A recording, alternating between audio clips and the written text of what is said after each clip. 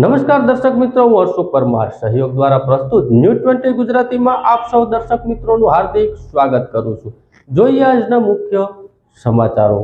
જૂનાગઢ શહેરમાં રામનવમી ઉત્સવ કોમી એકતા ભર્યા વાતાવરણમાં ઉજવાય તે માટે જૂનાગઢ શહેરમાં પોલીસ અધિક્ષક હર્ષદ મહેતા સાહેબની અધ્યક્ષતામાં ફૂટ પેટ્રોલિંગ કરી કાયદો વ્યવસ્થા જળવાઈ રહે તે માટે નિરીક્ષણ કરી પોલીસ અધિકારીઓને જરૂરી સૂચનાઓ આપવામાં આવી।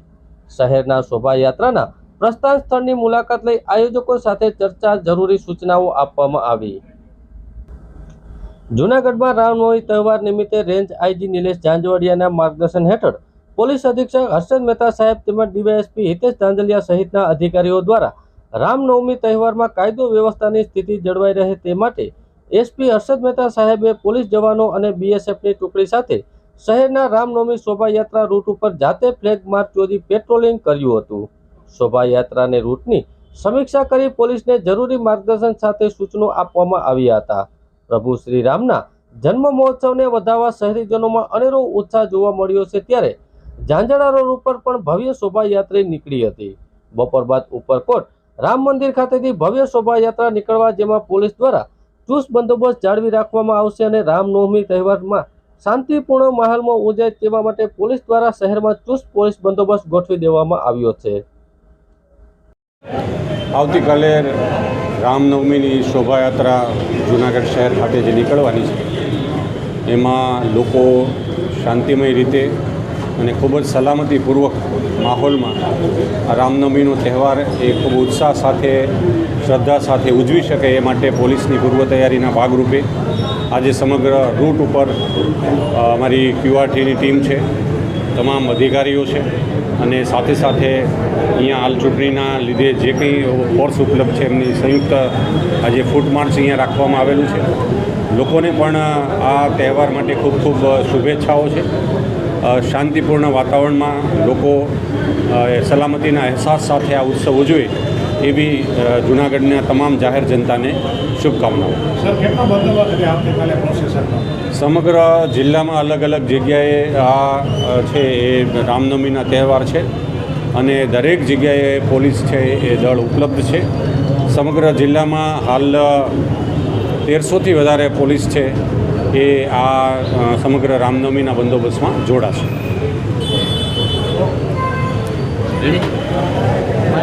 જૂનાગઢ વહીવટીતંત્ર દ્વારા ભવનાથ મુકામે આવેલા વન વિભાગના રેસ્ટ હાઉસ ખાતે ગિરનાર અભયારણ્ય તથા ઇકો સેન્સિટિવ ઝોન વિસ્તારની આજુબાજુમાં આવેલા વિસ્તારને પ્લાસ્ટિક મુક્ત કરવા બાબતે પરિસંવાદનું આયોજન કરવામાં આવ્યું।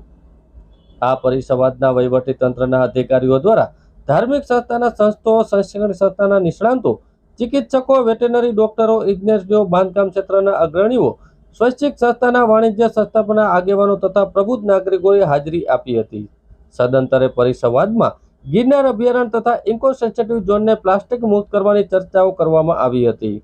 પ્લાસ્ટિક મુક્ત ગિરનાર અને ઇકો સેન્સિટિવ ઝોન થવાથી પ્લાસ્ટિક કચરો અટકાવવા, વન્ય પ્રાણીઓના સંરક્ષણ અને સંવર્ધનમાં સારા પરિણામો મળશે તથા ગિરનાર ક્ષેત્રમાંથી ઉદ્ભવતા પાણીના મૂળ સ્ત્રોતને પ્રદૂષણ મુક્ત થશે, જેના કારણે જળ સંચય અને પાણીના સ્ત્રોતમાં વધારો થશે। નગરજનોએ પણ સ્વચ્છ પાણી મળી રહે તે બાબતે તેના મંતવ્યો રજૂ કર્યા હતા। સંવાદની સાથે સકારાત્મક અભિપ્રાય આપવામાં આવ્યો હતો। તેને સૂચનાને ધ્યાનમાં રહી વહીવટીતંત્ર દ્વારા નીતિ અને કાર્યપદ્ધતિના આગામી સમયમાં સુચારુ આયોજન કરી સુધારો કરવા નક્કી કરવામાં આવ્યું। રામનવમી ઉત્સવમાં કોમી એકલતા ભર્યા વાતાવરણમાં ઉજવાય તે માટે માંગરોળ પોલીસ સ્ટેશન વિસ્તારમાં પોલીસ અધિક્ષક હર્ષદ મહેતા સાહેબની અધ્યક્ષતામાં ફૂટ પેટ્રોલિંગ કરી કાયદો વ્યવસ્થા જળવાઈ રહે તે માટે નિરીક્ષણ કરી અને પોલીસ અધિક્ષક શ્રીઓને જરૂરી સૂચનાઓ આપવામાં આવી। માંગરોળ શહેરના આગેવાનો સાથે ચર્ચા કરી જરૂરી સૂચનાઓ આપેલ અને રામનવમી પર્વની શુભેચ્છાઓ આપવામાં આવી।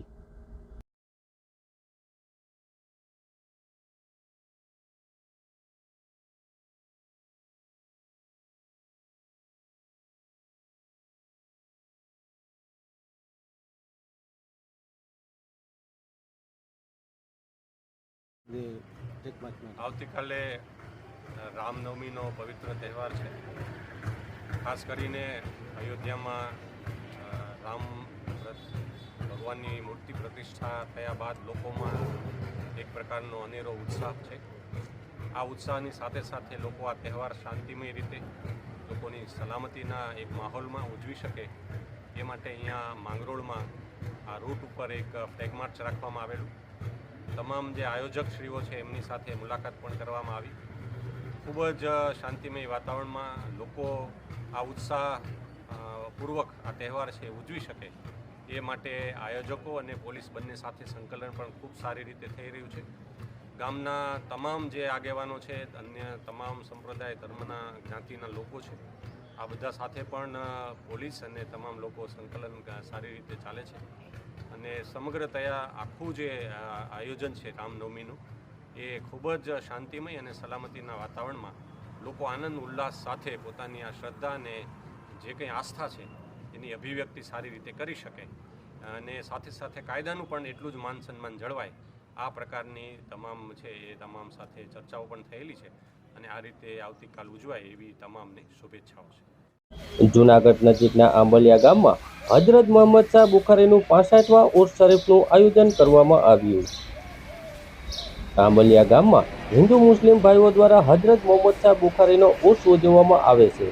તારીખ 19 એપ્રિલ 2024ને ગુરુવાર અને ન્યાજ બાદ સાંજે કવાલીનો પ્રોગ્રામ રાખવામાં આવેલો છે, જેમાં દિલ્હીના ચાંદ અફઝલ કાદરી દ્વારા ભવ્ય કવાલીનો પ્રોગ્રામ રાખવામાં આવ્યો છે.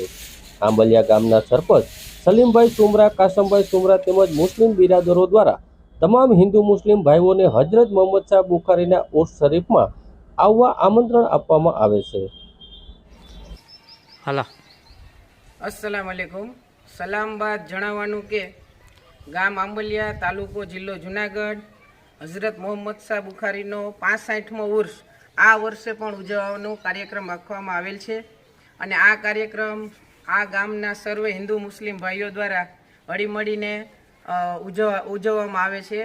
દર વર્ષની જેમ આ વર્ષે પણ સાંજે સંદલ બાદ કવાલીનો શાનદાર પ્રોગ્રામ રાખવામાં આવેલ છે. તારીખ 18 એપ્રિલ 2024 ને ગુરુવાર અને ન્યાજ બાદ સાંજે કવાલીનો પ્રોગ્રામ રાખવામાં આવેલ છે, જેમાં દિલ્હીના મશહૂર કવાલ ચાંદ અફઝલ કાદરી તશરીફ ફરમાવાના છે. તો આથી જણાવવાનું કે જાહેર જનતાને સર્વે હિન્દુ મુસ્લિમ ભાઈઓને આમંત્રણ આપવામાં આવે છે. અમારી આંબલિયા ગામની તમામ હિન્દુ મુસ્લિમ ભાઈઓ દ્વારા આમંત્રણ આપવામાં આવે છે કે તમામ વ્યક્તિ આ ઉર્સમાં હાજરી આપે.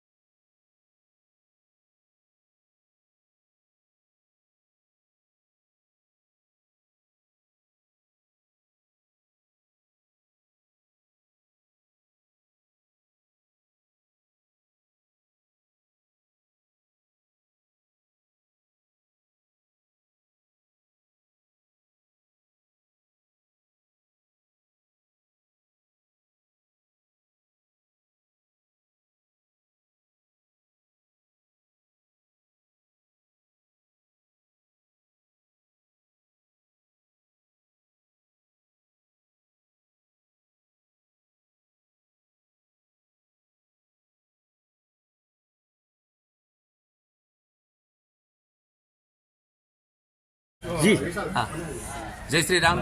આજે ભગવાન મર્યાદા પુરુષોત્તમ રામચંદ્રની પ્રાગટ્યોત્સવ રામનવમી પ્રસંગે હરિઓમ ચેરિટેબલ ટ્રસ્ટ દ્વારા એક સુંદર શોભાયાત્રાનું આયોજન કરવામાં આવ્યું છે. 39મા વર્ષની આ શોભાયાત્રા ઉપરકોટ સ્થિત રામજી મંદિર ખાતેથી એ શોભાયાત્રા જે છે એ પ્રસ્થાન થઈ ચૂકી છે.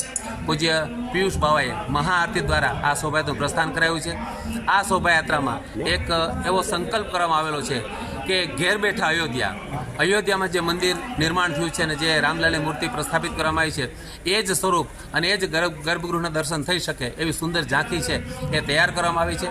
અને સરયુ નદીનું જળ અને ગર્ભગૃહની જે માટી છે એ પણ આ મંદિરમાં પધરાવવામાં આવેલી છે, એટલે ઘેર બેઠા અયોધ્યાના દર્શન કરી શકે એવું સુંદર આયોજન ટ્રસ્ટ મારફત કરવામાં આવેલ છે. આ ઉપરાંત રામલલા જે ચાંદીની પાલખીમાં બિરાજમાન થઈને જે નગરમાં નીકળે છે એને 154 ગ્રામ સોનાનો મુગટ છે એ આ વખતે પધરાવવામાં આવેલો છે. બહુ સુંદર દર્શનીય સ્વરૂપ છે એનું. આ ઉપરાંત ઋષિ વાલ્મીકી એ લવ અને કુશને શિક્ષણ આપતા હોય એવી સુંદર મજાની ઝાંખી દ્વારા ઋષિ વાલ્મીકીને યાદ કરવામાં આવે છે. આ ઉપરાંત નવરાત્રિનો સમય છે અને 9મું નોરતું છે આજે, તો માં જગદંબાને યાદ કરી અને સમગ્ર રૂટ ઉપર ચલિત નવચંડી યજ્ઞનું આયોજન કરવામાં આવેલું છે. આ ઉપરાંત શ્રી રામાનંદ સાધુ સમાજ દ્વારા આ સમગ્ર રૂટ ઉપર પ્લોટની અંદર સુંદરકાંડના પાઠ કરવામાં આવશે. શોભાયાત્રામાં કુલ 43 ઝાંખીઓ જોડાણી છે અને રામાયણના લગભગ પ્રસંગોને આવરી લેવામાં આવે છે. આ ઉપરાંત સામાજિક સમસ્યા, વર્તમાન સમસ્યા જે છે એમાં માતૃવંદના કે 6 પ્રકારની માતાનું વંદન કરવું જરૂરી છે. આજે રામલલાનું સ્થાપન થઈ ચૂક્યું પણ માં સીતાનું સ્થાપન બાકી છે. ધરતીની આજે જે સ્થિતિ છે એ આપણે વિચાર માંગી લેવી છે, તો માતૃવંદનાની પણ એક સરસ મને ઝાંખી છે આ શોભાયાત્રામાં જોડાણી છે. આ ઉપરાંત સમગ્ર રાજ્યમાં કેન્સરની માત્રા વધી છે, તો કેન્સરની જાગૃતિ માટેનો પણ એક પ્લોટ જે છે એ આ શોભાયાત્રામાં જોડાણો છે. આ ઉપરાંત પ્લાસ્ટિકનો ઉપયોગ ન થાય એટલા માટે પ્રસાદનું વિતરણ જે છે એ કાગળની પડીકીમાં કરવામાં આવશે. અને ચૂંટણી જે છે એમાં મતદાનની આપણો ધર્મ છે, આપણી ફરજ છે, તો દરેક પ્રસાદ લેનાર માણસ એવો સંકલ્પ કરે કે હું અવશ્ય મતદાન કરીશ, એવી વ્યવસ્થા પણ જે છે એ પ્રસાદની સાથે કરવામાં આવેલ છે. કુલ 43 ઝાંખીઓ સાથે આ શોભાયાત્રા પસાર થઈ ચૂકી છે. નગરજનો ભાવ વિભોર બની અને રામલલાના દર્શન કર્યા છે. ધન્યવાદ. જય શ્રી રામ.